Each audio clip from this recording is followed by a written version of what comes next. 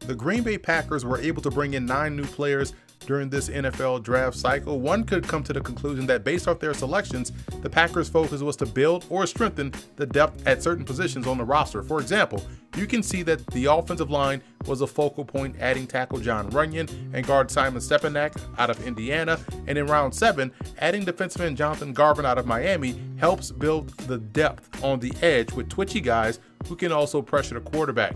And speaking of that quarterback position, the Packers took Jordan Love out of Utah State with their first-round pick. I understand why they made the move and don't see it as a problem.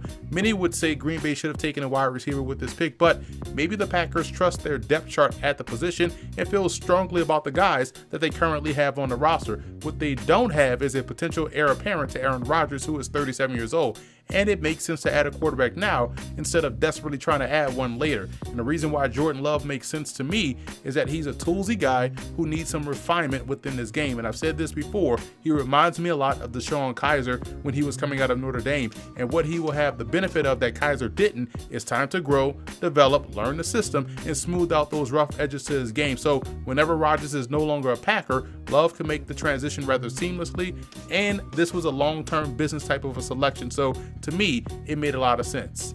I'm a fan of A.J. Dillon's game out of Boston College. What impressed me the most about his game was that this season at BC, he showed more foot quickness and shiftiness than he did in years previous, and his game is very similar to that of Derrick Henry. He's a power back that can handle volume and one who has underrated breakaway speed. I think he helped strengthen the Packers' ground game. And in round 3, the Packers added another player who figures to help strengthen their run game, and that's tight end Josiah DeGuara out of Cincinnati. Green Bay envisions him being their version of Kyle Juszczyk in terms of being a valuable component to the offense as a blocker and also as a receiver. He graded out as our number 4 H-back prospect in the class, so he has experience of serving in a role that the Packers will potentially lay out for him this upcoming season. And Jake Hansen of Oregon was our number 2 center in the draft class and has a quickness to be a problem for any defensive lineman. His feet and hands are always in unison, and when he rolls his hips into defenders, they usually end up on the ground.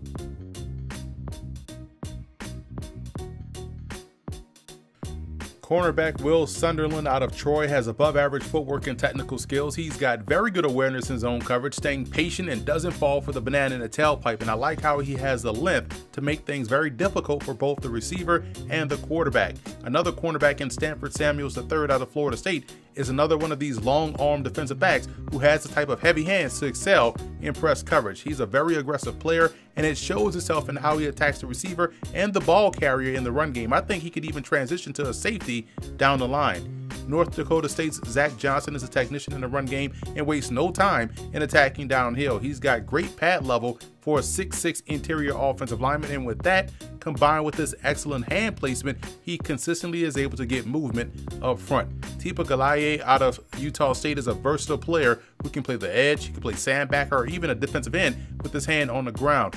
He's shown the ability to set a hard edge on the outside and does a great job of being able to quickly read and react to get off blocks and make a play.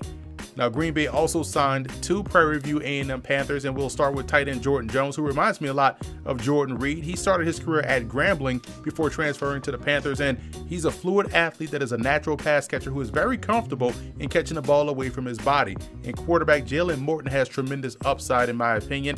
I felt like last season he was starting to come into his own as a player before suffering some injury setbacks throughout the season. I saw him down at the College Gridiron Showcase this past January, and man, he has the ability to work any area of the field in the passing game he wants to. He also has very good athleticism, and that shows solid escapability when he's pressured in the pocket. I like how he is able to consistently be efficient and play well inside the red zone.